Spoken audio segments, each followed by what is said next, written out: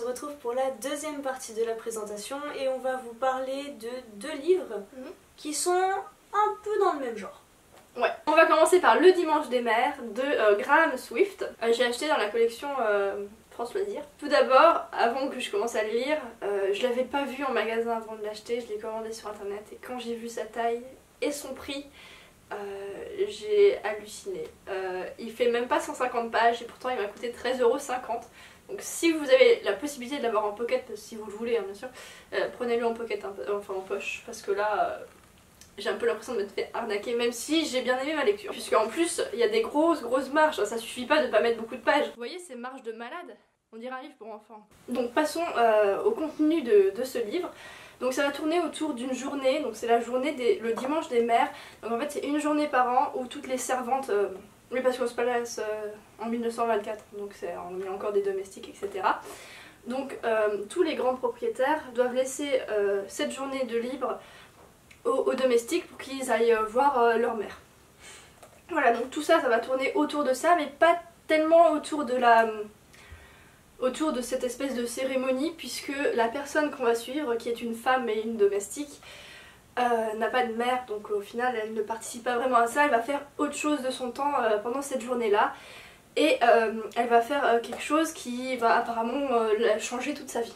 Ce qu'il faut savoir, c'est que l'écriture est vraiment très particulière. J'ai eu du mal à m'y habituer, mais vu qu'il n'y a pas beaucoup de pages, ça se lisait quand même relativement vite. Elle est bizarre parce qu'il y a un vocabulaire de l'époque, après ça c'est pas trop gênant, et parce que aussi l'auteur s'attarde sur des points complètement anodins, des points du quotidien qui d'habitude on ne le remarque pas ou quoi que ce soit. Et en fait, on est du point de vue de la bonne, et elle remarque des choses que des gens de notre époque ne remarqueraient pas, et par exemple que ses patrons ne remarqueraient pas. Enfin patron, tu peux appeler ça comme ça. Après c'est pas gênant, c'est au contraire très intéressant d'avoir un point de vue complètement différent des points de vue qu'on a d'habitude. Et en plus elle a une certaine façon de regarder les choses qui nous les font voir différemment. On remarque plus elle avance dans le temps, plus elle devient intelligente, elle apprend de ce qu'elle voit etc. Ce qui est très intéressant. Donc elle est décrite comme une femme très futée. Et en plus c'est raconté d'une certaine façon qu'on sait ce qui va se passer plus tard, bien des années plus tard etc. Voilà, on sait à quel âge elle va mourir, on sait ce qu'elle va faire plus tard, on sait ce qu'elle va devenir. Voilà, c'est très particulier, mais ça rend vraiment l'histoire complètement originale, et au final le peu de nombre de pages suffit amplement, puisque c'est assez dense la façon dont c'est raconté, et comme on s'attarde juste sur une journée, il n'y a pas besoin non plus d'en faire des tonnes. Donc voilà, j'ai trouvé que c'était un excellent roman pour se représenter la vie de l'époque, pour passer un petit moment en 1924. J'avais vu que Amélie Nothomb en avait fait une critique et avait dit que on lui disait souvent que tel ou tel livre nous rappelait Downton Abbey, mais elle disait que au final c'était juste la période qui correspondait, qu'il n'y avait rien d'autre en commun, et elle a dit que celui-là avait beaucoup plus de choses en commun. Après oui ok, je suis d'accord avec elle, mais après enfin j'ai pas plus de choses à dire là-dessus. Enfin, les personnages sont pas vraiment pareils vu qu'on s'attarde uniquement sur le côté domestique et on voit pas trop le côté propriétaire terrien. Voilà. Et comme c'est assez court, pour moi c'est complètement différent de Downton Abbey, vu que Downton Abbey ça passe sur plusieurs années et là c'est une journée, mais l'ambiance est là.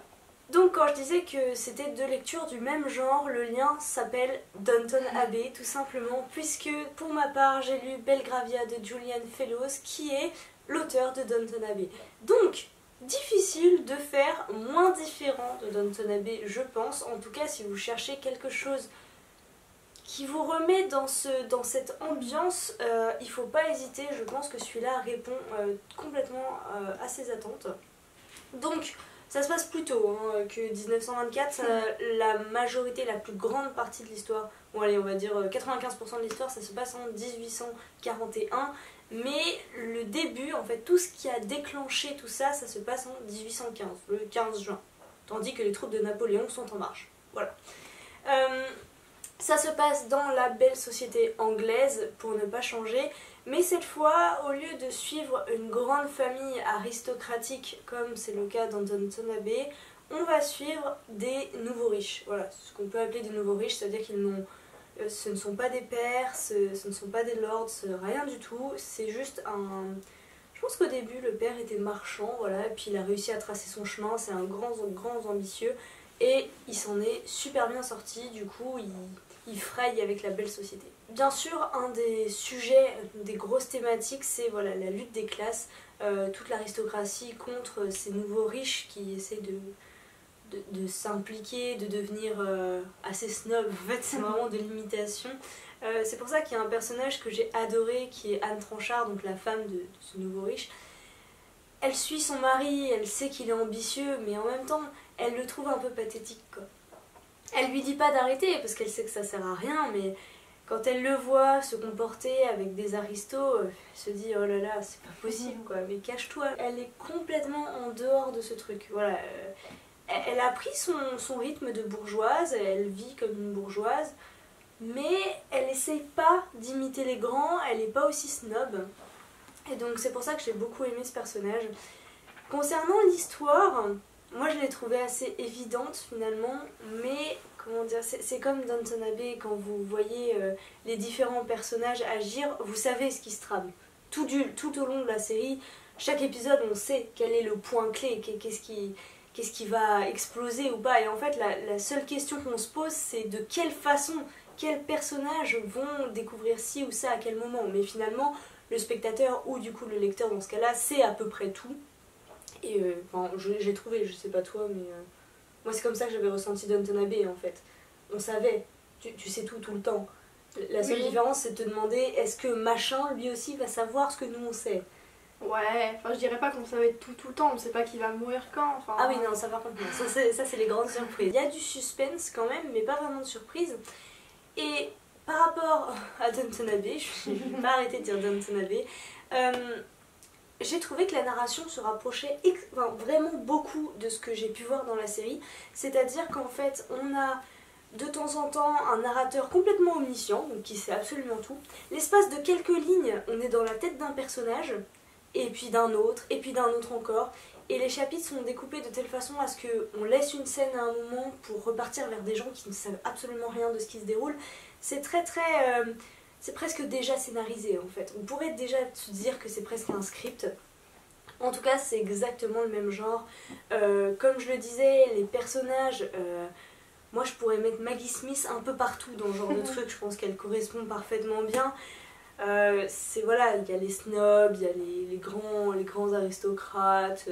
On entend presque leur accent quand on lit ce qu'ils disent, quoi. C'est incroyable. Il y a les servantes aussi. Du coup, on a pas vu les servantes ou pas du tout? Beaucoup moins que dans Downton Abbey, c'est pas un point clé, mais oui, il y a une partie des serviteurs qui voient des choses, qui essaient de tirer un peu leur épingle du jeu. L'histoire, comme je le disais, commence en 1815, il se passe un truc ce soir-là, et il va y avoir une répercussion énorme sur ce qui va se passer en 1841, que, comme je vous le disais, moi j'avais déjà plus ou moins deviné comment ça allait se terminer. Mais ça n'enlève rien au plaisir d'avoir une plume pareille parce que vraiment c'est super beau. Moi j'adore cette époque, enfin voilà, je suis à fond. Franchement super sympa, je te le prête si tu veux parce que j'ai vraiment beaucoup aimé. C'est fini pour cette présentation, on espère que ça vous aura plu. N'hésitez pas à nous dire si vous avez lu ces livres et qu'est-ce que vous en avez pensé. Est-ce qu'ils vous donnent envie ou pas. Voilà, et on vous souhaite de très bonnes lectures jusqu'à la prochaine vidéo.